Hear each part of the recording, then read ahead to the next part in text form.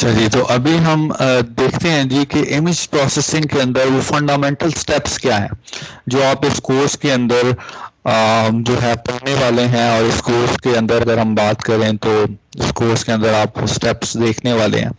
तो कौन कौन से ऐसे नया जी सेक्शन स्टार्ट कर रहे हैं। जी एक नया सेक्शन है बेसिकली ये steps in digital image processing, या आप जो ये कह लें कि जो है फंडामेंटल्स ऑफ जो है इमेज प्रोसेसिंग, ताकि आपको पता चल जाए कि एक इमेज जो आपके पास आएगा, जो आप एक इमेज एक्वायर करेंगे, ठीक है, वो किन स्टेप से होता हुआ कहाँ तक जाएगा। इस कोर्स के अंदर हम उसे कहाँ तक जो है कवर करेंगे, और इवेंचुअली जो है वो आपके पास जो एक इमेज आउट की बात हो रही है, वो एक इमेज आउट किस तरह का होगा। इनको रिकॉर्डिंग भी सेट की। ये रिकॉर्डिंग ऑन है बेटा, आपकी मल्टीपल रिकॉर्डिंग्स हो रही हैं ऑफ मल्टीपल सेक्शंस, ठीक है, so don't worry about that. जो आपका YouTube चैनल है, आप उसका लिंक भी जरा दे दें हम लोगों को। जी मैं वो लिंक भी दे देता हूँ आपको, लिंक भी दे देता हूँ, और मैं पोस्ट भी कर दिया करूँगा। उसमें बेसिकली आज के लेक्चर में हम जितना करेंगे और जो कल के लेक्चर में होगा उसके बाद वाला सारा उसमें मौजूद है। सो अभी आज का लेक्चर जो है वो हम ये इसी वजह से मैं ये रिकॉर्डिंग्स कर रहा हूँ, शॉर्ट रिकॉर्डिंग्स, के आपको यहाँ से मिल जाए, आपको वो तलाश ना करना पड़े। ठीक है जी, तो अब हम क्या करते हैं, अब हम देखते हैं जी steps in digital image processing. Image processing के अंदर स्टेप्स कौन कौन से होते हैं। सो ये हमारे पास बेसिकली स्टेप होते हैं जी इमेज प्रोसेसिंग के, जिसके अंदर first step is image acquisition. जी इमेज एक्विजिशन से आपको क्या समझ आ रही है जी, what is image acquisition.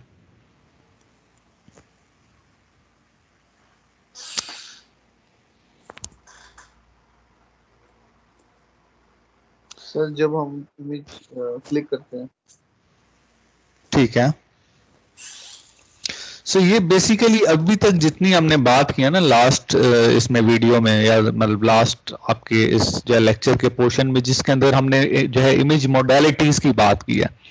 So basically image capturing की यहाँ पे बात हो रही है जी, कि आपके पास जो एक इमेज आती है, ठीक है, अब वो इमेज आप एक्वायर कैसे करते हो। अब एक्वायर करने के लिए एक मीडियम तो मतलब डिजिटल कैमरा हो गया ना आपका, जहाँ पे हमने कहा था सीसीडी एरे के ऊपर, अगर ये जो मैंने बात की थी कि यहाँ पे भी है वह कैमरा सीसीडी एरे, वहां पे आपके पास क्या आएगा जी, आपके पास एक एक इमेज आ जाएगा। सो बेसिकली ये जो इमेज की बात हो रही है, ये हमारे पास यहाँ पे जो है ये इमेज एक्विजिशन की बात हो रही है। और ये प्रॉब्लम जो है डोमेन उससे स्पेसिफिक होगा।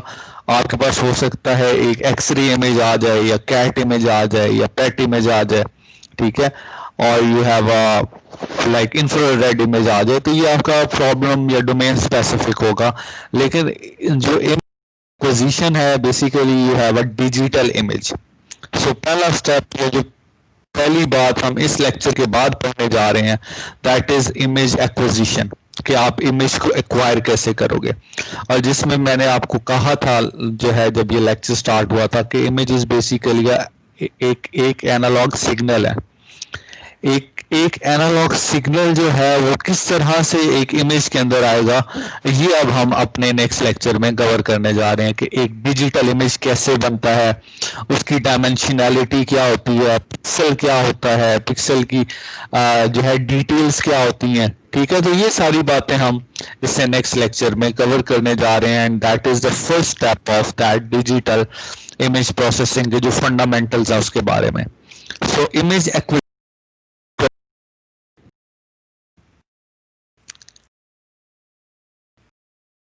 Just acquisition of your image, आपके पास कोई एक इमेज आ गया, ठीक है।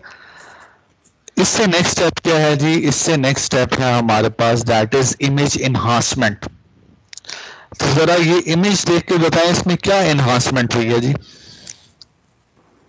सर शार्पनेस, बिल्कुल शार्पनेस, अब आपको कंट्रास्ट, ठीक है, चेंज ऑफ कंट्रास्ट, आप ये कह लें इसमें डिटेल्स ऐड हो गई हैं। अब ये जो इमेज है, अब आप ये देखें कि जो इमेज पहले था और जो इमेज बाद में है, ये एक कंप्लीट प्रोसेस, ये कंप्लीट एक 2 चैप्टर्स हैं जो कि हम आगे अपने इस कोर्स में पढ़ने जा रहे हैं। तो हम इमेज एनहांसमेंट्स को पढ़ेंगे जी। ये जो फंडामेंटल स्टेप है, first is acquisition, then we have a image enhancement, और you can clearly see with your eyes के एनहांसमेंट्स किस तरह की होंगी, किस तरह से आपके पास इमेजेस जो है वो ज्यादा मीनिंगफुल बनेंगे इन टर्म्स ऑफ अंडरस्टैंडिंग। और ये इन्हांसमेंट, यू आर द जज फॉर दैट। आप इसके ऊपर टेक्निक्स डिफरेंट यूज करोगे कि किस तरह से मुझे इमेज को इन्हांस करना है। अब ये जरूरी नहीं है कि एक जो है डिजिटल इमेज को इन्हांस करने वाली टेक्निक्स एक्सरे में भी चल जाएंगी, ठीक है। सो सेकंड स्टेप इज, या आप ये कह लें कि इसके बाद जो हमने चूज करनी है, इट्स एन ऑर्डर, जो हमने जिस ऑर्डर में पढ़ना है।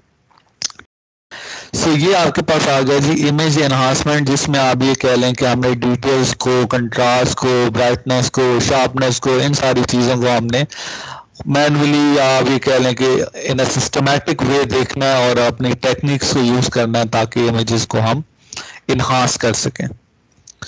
जी यहाँ तक बात आपको आगे समझ कि इमेज एनहांसमेंट क्या होगी? कोई एक बच्चा रिपीट कर दे।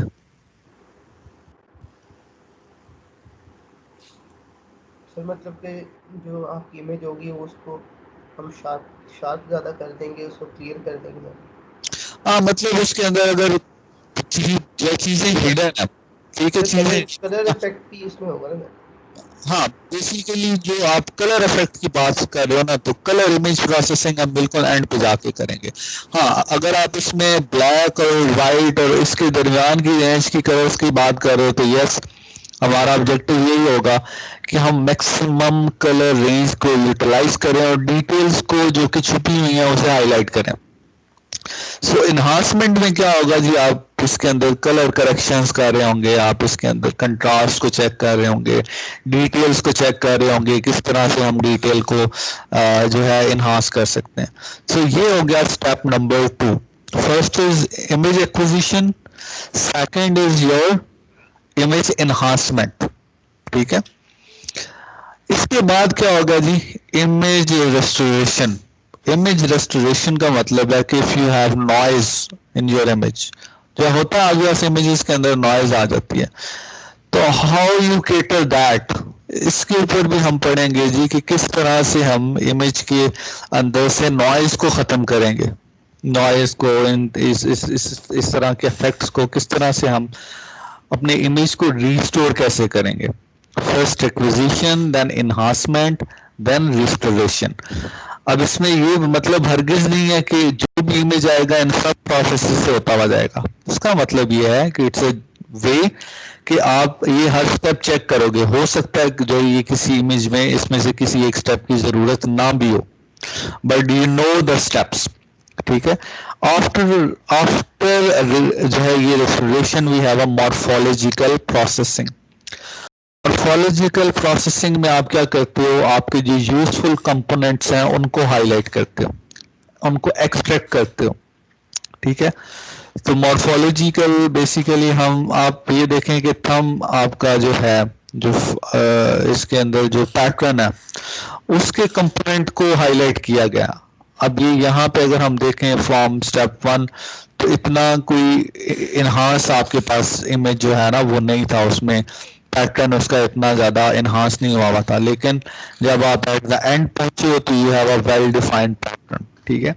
तो इसके लिए भी डिफरेंट टेक्निक्स हम पढ़ेंगे कि किस तरह से इस पैटर्न के एजेस को, कंपोनेंट्स को किस तरह से हाईलाइट किया।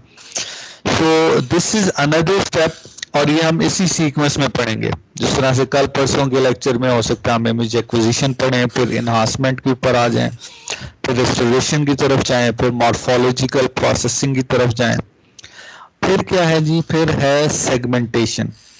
अब ये सेगमेंटेशन जो है, ये बेसिकली जो मॉर्फोलॉजिकल से हमारे पास जो कंपोनेंट्स आएंगे ना, उनको यूज करके तो हम उसकी डिफरेंट कलरिंग या उसको डिफरेंट एक लेबल असाइन कर देंगे जी, कि ये जिस तरह से आपके ब्रेन के अंदर डिफरेंट कंपोनेंट्स हैं, उन्होंने एक डिफरेंट कलर, एक डिफरेंट लेबल के साथ मतलब हाईलाइट कर दिया, सेगमेंट कर दिया, रिकॉग्नाइज नहीं किया कि ये पोर्शन ब्रेन का कौन सा पोर्शन है, इज जस्ट सेगमेंटेड, ठीक है, तो आफ्टर मॉर्फोलॉजिकल प्रोसेसिंग हम क्या करेंगे, सेगमेंटेशन की तरफ जाएंगे और फिर सेगमेंटेशन को हम यूज करेंगे रिप्रेजेंटेशन एंड डिस्क्रिप्शन में।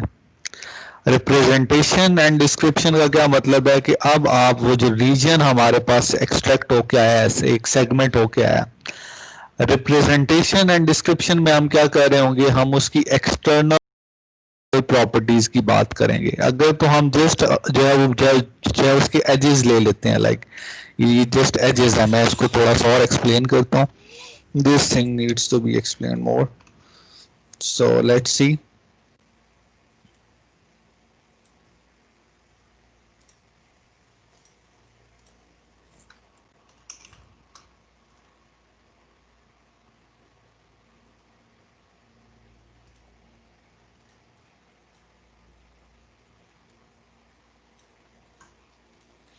सो यहाँ पे जी बेटा आपको ये पेन नजर आ रहा है, यहाँ पे आप जो है देख पा रहे हैं जो भी अभी ये प्रोसेसिंग हो रही है स्क्रीन। ठीक नहीं। तो अगर बात हो रही है जस्ट बाउंड्री की, ठीक है, अगर मैं बात करूं कि we are just dealing with the boundary thing, तो इसका मतलब है कि हम एक्सटर्नल प्रॉपर्टीज या शेप रिलेटेड इंफॉर्मेशन की बात करें, या हमारा एरिया ऑफ इंटरेस्ट जो है वो शेप है।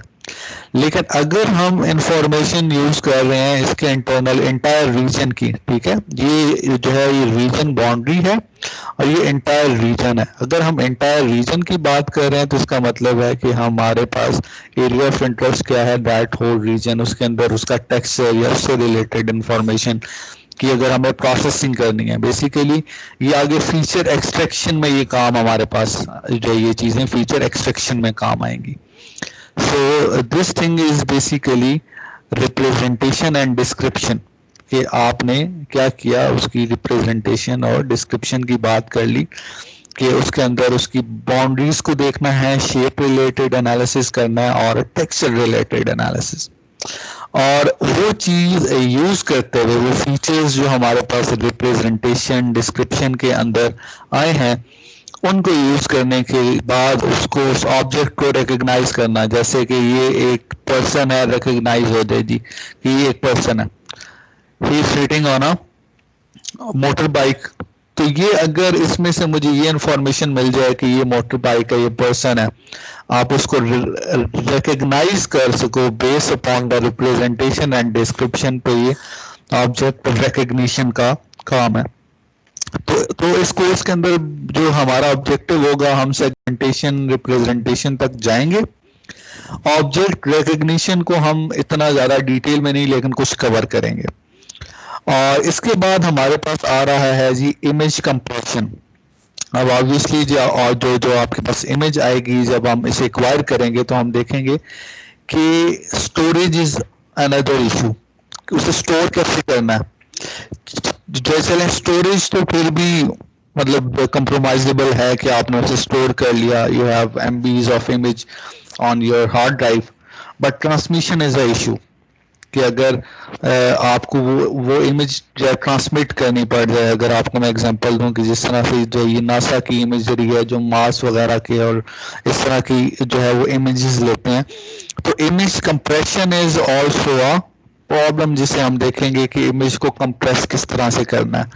इस तरह से कंप्रेस करें कि वो ट्रांसमिटेबल हो, ट्रांसमिशन हो सके, ठीक है। और ये ट्रांसमिशन आपने अक्सर जो है ये कंप्रेशन को, आप में से कौन सा ऐसा बच्चा है जिसने इमेज की प्रॉपर्टीज में जाके एक्सटेंशन को देखा है? किस किस तरह की एक्सटेंशन होती हैं इमेजेस की? अगर राइट क्लिक करें प्रॉपर्टीज में जाएं तो जरा कोई बच्चा बता सकता? पीएनजी होती है। बेसिकली इस कोर्स के अंदर हम जेपेग कंप्रेशन को देखेंगे कि जेपेग के अंदर किस तरह से आपका जो एक इमेज है वो किस तरह से कंप्रेस होता है, किस तरह से आप उसे एक इमेज को अपने पास सेव करके रखते हो। और after that the last topic is colour image processing. इसके बाद हम कलर मॉडल्स को और जो है इन चीजों को जो है देखेंगे। तो ये कंप्लीट ब्रेक डाउन है जी आपके पूरे इस कोर्स का, जो कि हम जो है वो कवर करने जा रहे हैं इन आवर कमिंग सेमेस्टर। जिसमें हमने एक्विजिशन से स्टार्ट किया, enhancement, restoration, morphological operation, segmentation, representation, recognition, compression, so on. जी बेटा, कोई क्वेश्चन है आपका तो आप पूछ लें, ये फंडामेंटल्स जो है वो मैंने कवर कर लिए हैं जी। एनीवन? अटेंडेंस मैंने आपकी आज की क्लास की ऑल प्रेजेंट कर दी है। द रीजन इज बहुत सारे बच्चे ऐसे हैं जो कि शायद जो है उनका नाम वगैरह भी नहीं आया हुआ, तो मैं उनकी भी सेव कर लेता हूँ यहाँ से अटेंडेंस लिस्ट। और आप जो है वो ऑफिस से लाजमी पूछिएगा, अपने एकेडमिक ऑफिस से, कि आपका क्या स्टेटस है। मैं आप पे बता भी देता हूँ कौन से बच्चे ऐसे हैं जो नहीं आ रहे, मैं शेयर कर लेता हूँ आपके साथ स्क्रीन। सो अभी पहले कोई क्वेश्चन अगर इसमें है तो वो पूछ लें। सर इस कोर्स में आप मैटलैब रिकमेंड करेंगे, पाइथन करेंगे, कौन सा अच्छा रहेगा यूज करना?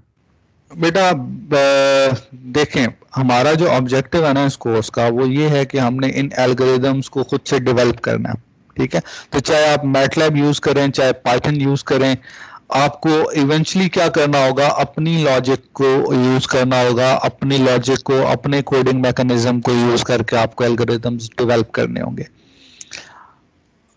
वहां पे कोई बिल्ट इन फंक्शंस वगैरह को जो है वो यूज करना वो रिकमेंडेड नहीं होता, ठीक है जी। तो ये बात मैं क्लियर कर, चाहे आप पाइथन में करें चाहे मैटलैब में करें, you have to write your own code.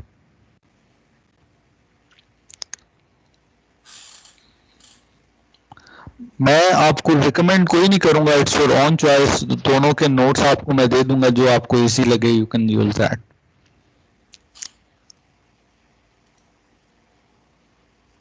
ठीक है जी, कोई क्वेश्चन है तो पूछ लें बेटा।